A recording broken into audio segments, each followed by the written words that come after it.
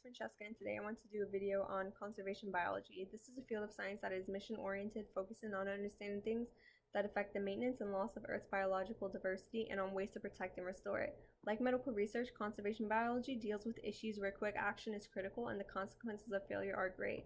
Alfred Russel Wallace is one of the first conservation biologists. In 1863, he lectured about not letting species disappear from the planet, that humanity was bringing about extinction, and that humans of the future will look at us with such disappointment they were so blinded by wealth and disregarded what was going on around us. The field of conservation biology spurred from global biodiversity losses. The primary threats to biodiversity include habitat loss, which can be conversion to another use, habitat degradation, which are changes that reduce the quality of the habitat fragmentation, which involves breaking into the habitat into patches and altered regions in between, and species introductions, which can include pythons being released in the parks and killing many animals. Studies show that there are a little under 1,000 known extinctions, with an estimated 600 more possible undiscovered extinctions. With the field development, there are organizations in the government and non-government levels to protect species and reduce the number of extinctions. The overall union is called IUCN, which stands for International Union for Conservation of Nature. This was established back in 1948 and composed of scientists, businesses, local communities, etc.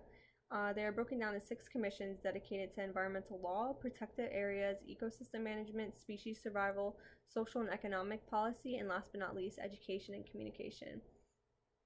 There are also 6 threatened species categories that range from least to most threatened: data deficient, least concern, near threatened, vulnerable, endangered, and critically endangered. The hopes is to bring animals out of higher categories back down to a sustained level, but if not, the species end up going past these categories into extinction. Though rates of extinction are difficult to measure due to exact number of species on the planet are unknown, there are 3 methods at the moment to estimate the rate of species extinction. One method is species to area relationships. For this method, you need to know A, the estimated habitat loss, and B, the number of endemic species to an area. Endemic means a species native and restricted to a certain place. Another method is to compare background to current extinction rate. Background extinction rates have been estimated by fossil records. Extinction rates in the early 2000s was 100 to 1,000 times higher than the background rate. The last other current method is estimating the rate of species extinction. This involves using the rate of change to estimate how long until a species goes extinct.